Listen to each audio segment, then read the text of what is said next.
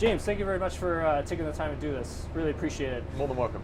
Wanted to start with second year full time with with Williams Racing. Yes. How has everything been going? Because the last time we spoke, this time last year, there was a lot of things you were having to change internally, Yep. Especially inside the factory and things of that nature. How difficult is that to get done for the team? It's not a journey of 1 month or even 1 year. I hope all the way through everyone can see the message I'm resonating, which is to change for the long term, you've got to take some short-term pain, and that's what we're going through at the moment. And the change is undoing 20 years worth of lack of investment and structure, really, and process that's missing. The good news is we're making progress. Just recently we've announced the sort of 26 additional hires from other F1 teams, of which many were senior. In fact, pretty much all on that list are senior people, but many at the top level underneath the technical director and the CTO. So that hopefully that resonates as just how deep the changes are and how significant the changes are. We're on a good pathway. The problem is time. I'm very confident that we're doing the right changes that will enable us to be competitive in the future. Now the definition is just what the future is. It's not 1 year or 2 years. That's the expectation I keep managing for everyone. I think 26 will be a really good stepping stone for us, but I think the real changes were kicking in after that, and that's long in our sport. But shortcutting it, I think, will create a mess that we regret. When you take a look at 2026, like how important is it for you to have everything lined up behind the scenes to make sure you guys execute and come out strong for 2026? Vitally. I mean, as I said, we're sacrificing 24 and 25 in order to make that work. And 26 is really all about the power unit coming together from Mercedes, and it's looking very strong against us putting focus on our chassis from 26 as well. So some of our best individuals are not working on 24 or 25, they're working on 26, and here's something interesting, 27 as well. And we have to be. That's how far in advance we have to be thinking in order to get success in our sport. And it's a stepping stone. It's probably the largest rule change I can remember whereby we've changed the chassis and the PU all together in enormous quantities at the same time. And so getting it right can really leapfrog you up the grid, as long as in the background you have all of your foundations correct. If you don't, maybe you'll make a step forward and then you'll just trickle straight back again. It's really about having this right. When you take a look at the power unit regulation for 2026, and then also the chassis regulation for 2026 as well. I know we had a draft of it in Canada, Yep. and it wasn't like the final version or anything like that, but when, I guess, you get together with the other team principals, like what are some of the aspects of the chassis regulation that you guys discussed that you think need to be focused on? So I know it wasn't your question, but I'll start with the power unit. The power unit's pretty cemented, and that's a final state.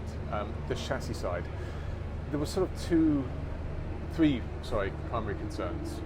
Concern number one is the weight, where we're trying to get the weight out of the car to that limit, I think is just not going to happen. So I don't want to end up with cars that have a lot of carbon on them again. We're doing that because the weight's very difficult to adhere to, and that doesn't feel correct to me as a sport.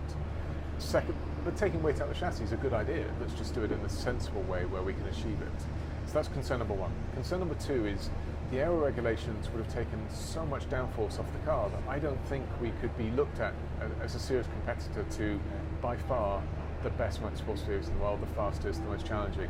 And so we're not spending several $100 million on a car that's a Formula 2 car. Otherwise, we want this to be the right step in the right direction, and that's been acknowledged. So that's really about the amount of downforce the car's producing. And then the third and final one is that we need freedom in the aerodynamic regulations to make sure that we're able to, in the case of Williams, if I want to invest 3 more months to make a difference, I can do, and can make a difference as a result of it. So that freedom is very important to me as well. When you take a look at this regulation that we're in now, and like we've seen how much convergence has happened and so quickly it's happened, do you guys expect the same sort of thing with 2026? Because, I mean, when you get a new regulation, you always have a team that just seems to hit something right on the head, and then it takes a few years for everybody to kind of catch up again. I think the power units could define that more now than the chassis in 26, but I still think you'll see just a team or two out ahead, with others playing catch up to it, and they'll catch up in a period of time.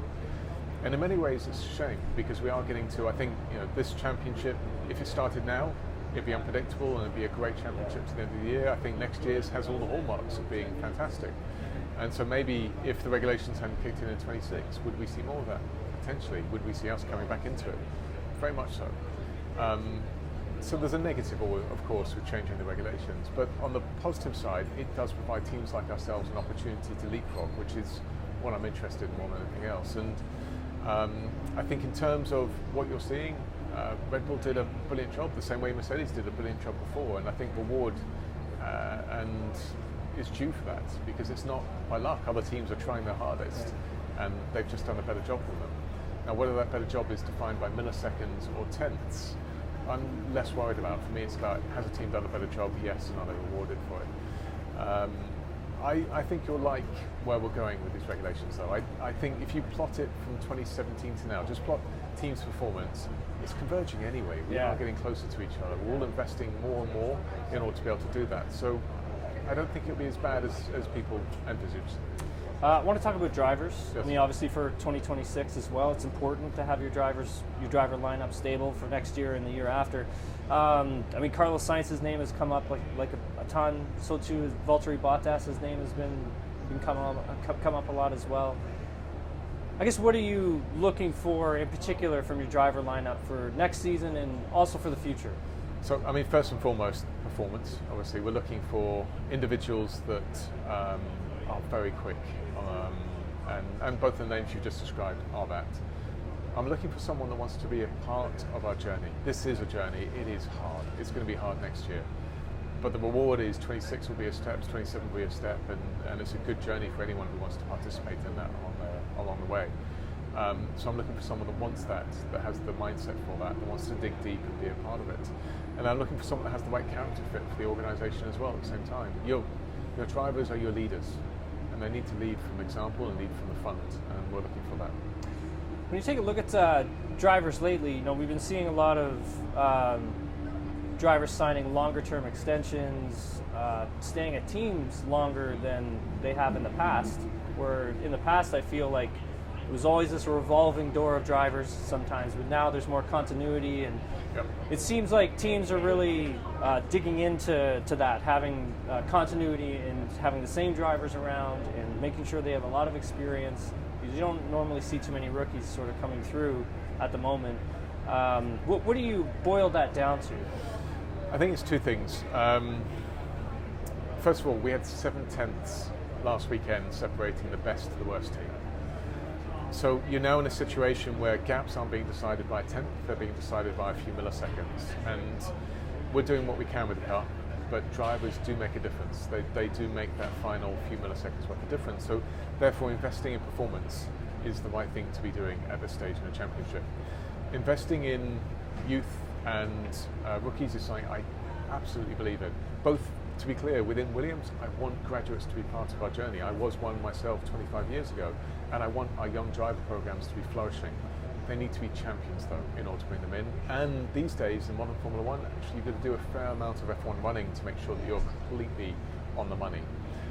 And in that regard, I think you'll find teams are looking for both, but they're making sure they create the right pathway for the rookies to come in. It's not that we won't have rookies. I think you'll see 2 or more on the grid next year. Good, that's a good thing to do. But there needs to be more of a balance than there was before, and a better pathway for them, so we don't, what I consider, burn them effectively by putting them in too quickly.